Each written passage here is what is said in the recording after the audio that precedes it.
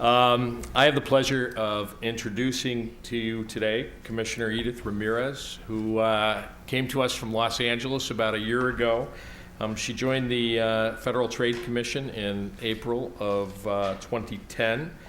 Commissioner Ramirez has an AB from Harvard University, a JD from Harvard Law School, so she spent a lot of time in Boston. She clerked at the Ninth Circuit for the Honorable Alfred T. Goodwin, and she comes to us from the LA law firm of Quinn Emanuel, no relation to me, Urquhart and Sullivan, where she was a trial and an appellate litigator focused in the areas representing clients in complex business litigation issues. Without further ado, because we're, as the commissioner pointed out to me, we're between you folks and cocktail hour, so we're going to be very brief. Commissioner Ramirez.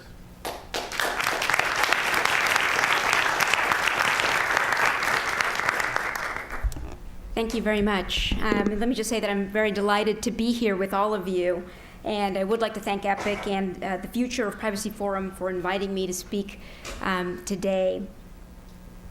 I understand that today's program has touched on a wide range of privacy issues, from do not track to cybersecurity to the contrast between European and American approaches to privacy.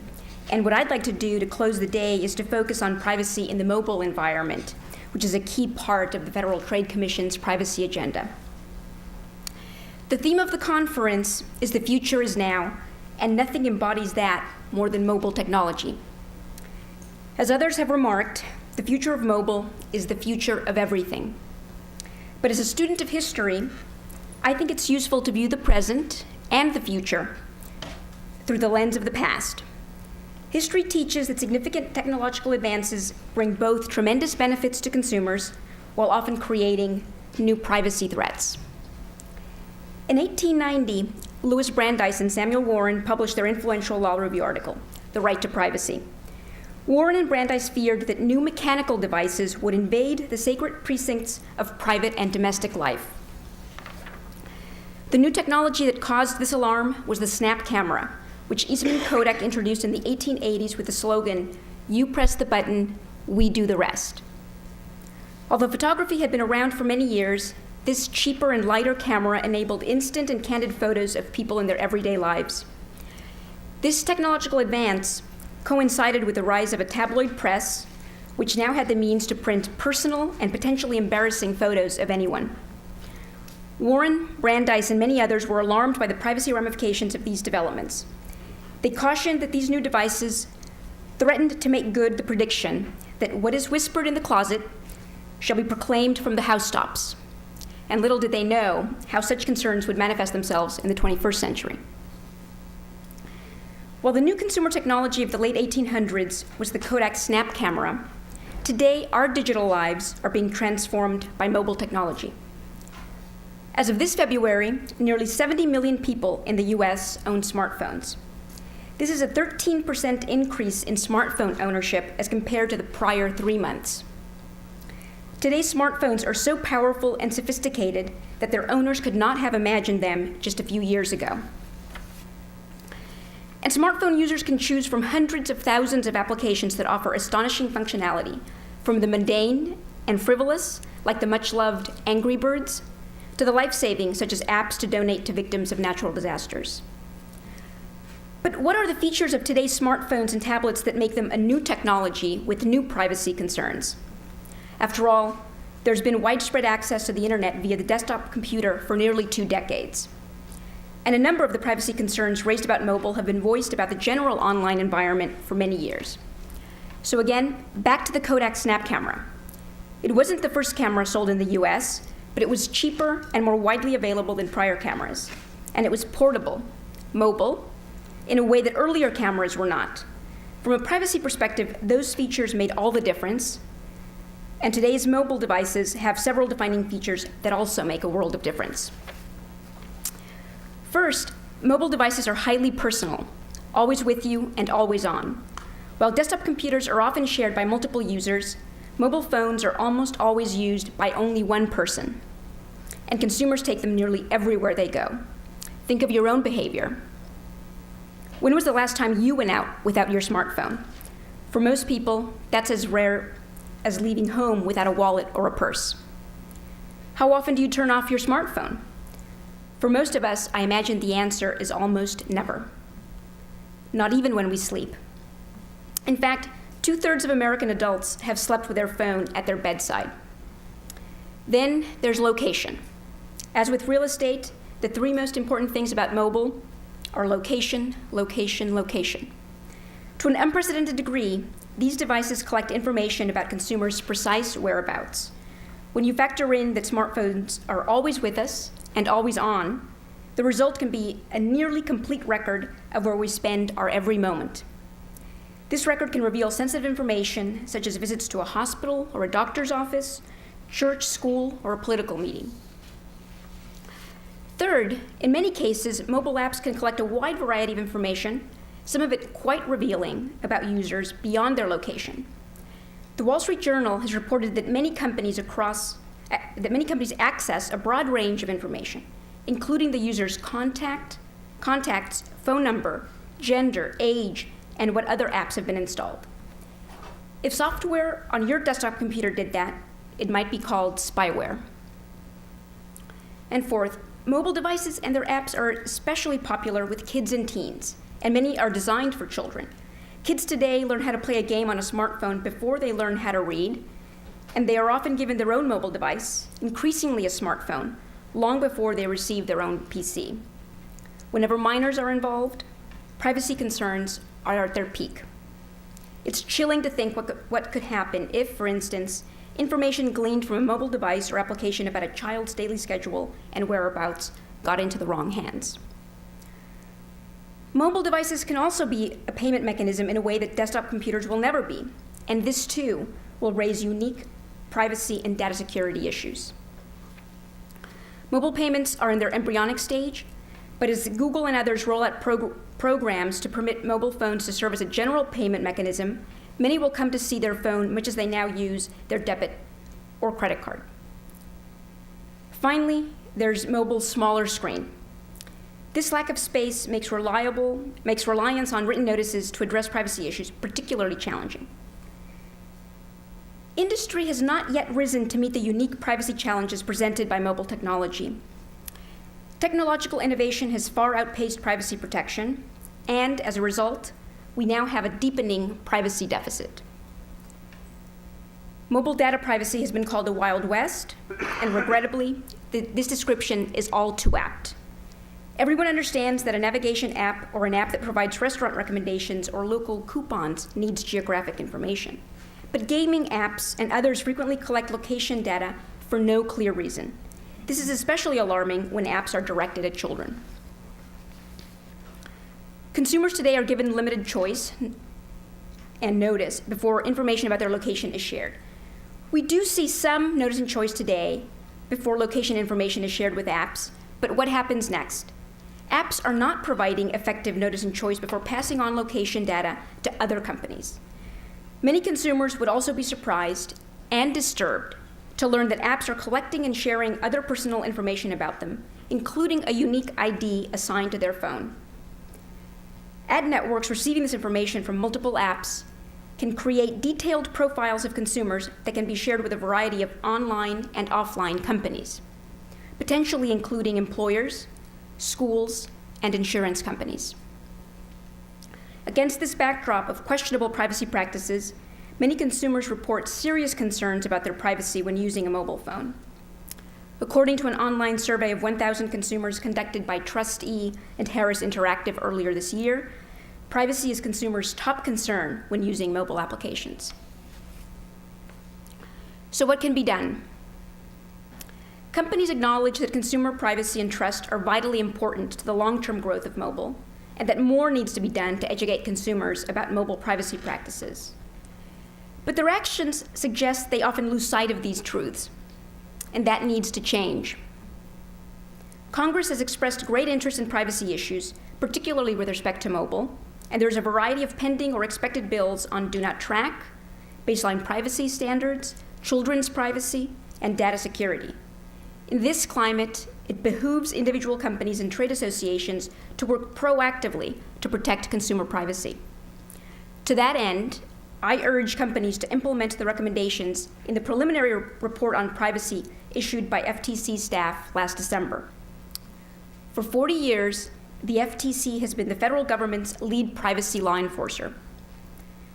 The report is the product of a fundamental rethinking of a wide range of privacy issues and offers best practices for industry and guidance for Congress should it legislate in this area.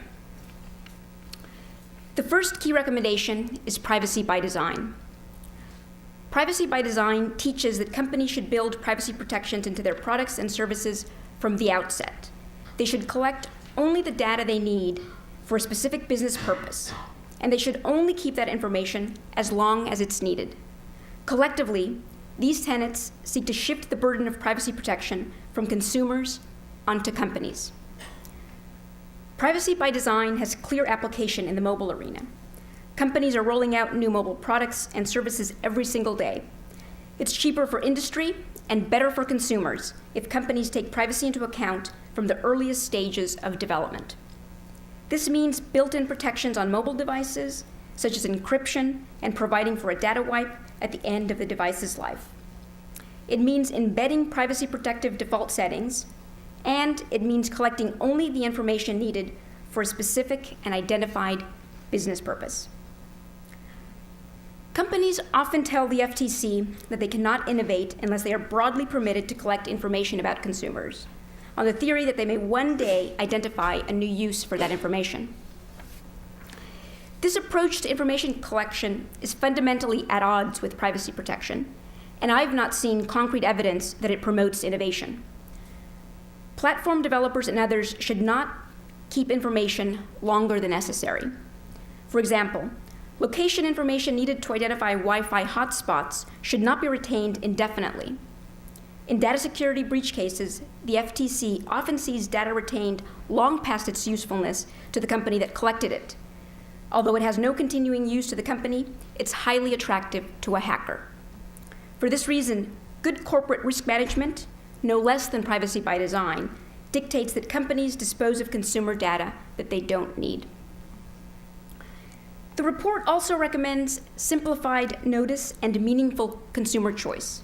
We can no longer rely on long and dense privacy policies to protect consumer privacy. Understandably, few consumers take the time to find, read, and understand privacy policies when sitting at their desktop. And on a mobile phone, a consumer might have to scroll through 100 screens to read a single privacy policy. That's obviously not realistic. Privacy information should be presented in concise and plain English, or with universal icons or symbols, and where possible on a just-in-time basis.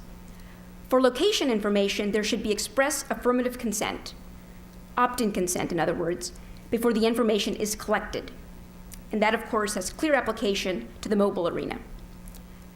The report also advocates that companies provide express affirmative consent for other sensitive data, such as medical and financial information and information about children.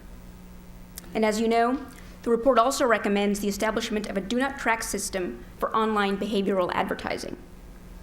I know that you had what I'm sure was a lively discussion earlier in the day about do not track, so I'm not going to go into the details of our proposal. But I would like to point out that a majority of us on the Commission support do not track, and we've made clear that it should apply to the mobile arena. With mobile websites, that's easy to accomplish since they function like websites accessed through a desktop computer. Mobile apps, however, present trickier questions of implementation that we're still working through. The report's third recommendation is increased transparency. Improving and standardizing privacy policies is one important step. I've already noted that written privacy policies are fundamentally flawed, but the FTC and other law enforcers, as well as consumer watchdog groups, do rely on privacy policies as a comprehensive statement of a company's privacy practices. The report, therefore, does not advocate abandoning privacy policies. Instead, it urges companies to make them clearer and more uniform for easy comparison. And that has particular relevance to mobile. According to the joint study by Trustee and Harris Interactive, just 19% of the top 340 free applications contain a link to a written privacy policy. Their absence in the mobile sphere adds to the enormous uncertainty about mobile data privacy. Now I'd like to turn briefly to law enforcement in the mobile arena. In the last year, the FTC has launched a mobile forensic lab, retained distinguished technologists, including Ed Felton, our first technology officer, who you heard from earlier today, and assembled a team focused on all manner of consumer protection issues in the mobile arena. We are in the midst of an expedited review of the Child Online Privacy Protection Act, or COPPA, as applied to the mobile sphere, and you can soon expect to hear the results of that review. And FTC staff has a number of non-public mobile investigations in the pipeline, so you can expect to see active enforcement in the mobile arena in the coming months. But in addition, we already have significant accomplishments to report. Most importantly, we've negotiated consent orders with two of the most significant companies in mobile today, Google and Twitter. The FTC charged that Google deceived Gmail users when it used their information to launch its social network, Google Buzz. The Commission's proposed settlement contains strong injunctive relief, including limits on sharing information in certain circumstances without consumers' express affirmative consent. Google will also have to submit to independent privacy audits for the next 20 years. Significantly, the proposed Google order covers the full universe of Google products, including mobile. The Twitter order issued last year similarly protects Twitter's many mobile and non-mobile users. The Commission charged that serious flaws in Twitter's data security enabled hackers to access private account information and private tweets. In addition to injunctive relief, the Commission's order requires Twitter to undergo independent data security audits over the next decade. Earlier this year, the Commission also brought its first case against text message spam. And last year, the FTC brought charges against a company for deceptively marketing mobile apps in the iTunes store. It's still early when it comes to mobile enforcement, but the FTC is focused on the expanding mobile marketplace, and you can expect to see more enforcement actions involving mobile technology. I'd like to close with just one final observation. No company wants to be the subject of an FTC enforcement action, just as many companies hope that Congress doesn't impose new legal requirements. I believe that what happens next is largely in industry's hands. The mobile industry can accomplish a great deal through voluntary action if it sets its mind to it. For better or worse, a small number of companies, mainly Apple and Google, assert significant control as gatekeepers over the mobile environment. My hope is that we will see them and other industry participants insist on the best practices advocated by the FTC's preliminary staff report. And I encourage industry to dedicate the considerable talents of its engineers and designers to provide workable, voluntary solutions to the privacy challenges presented by the remarkable mobile technology of today and tomorrow. On that note, let me thank you again for inviting me to be here.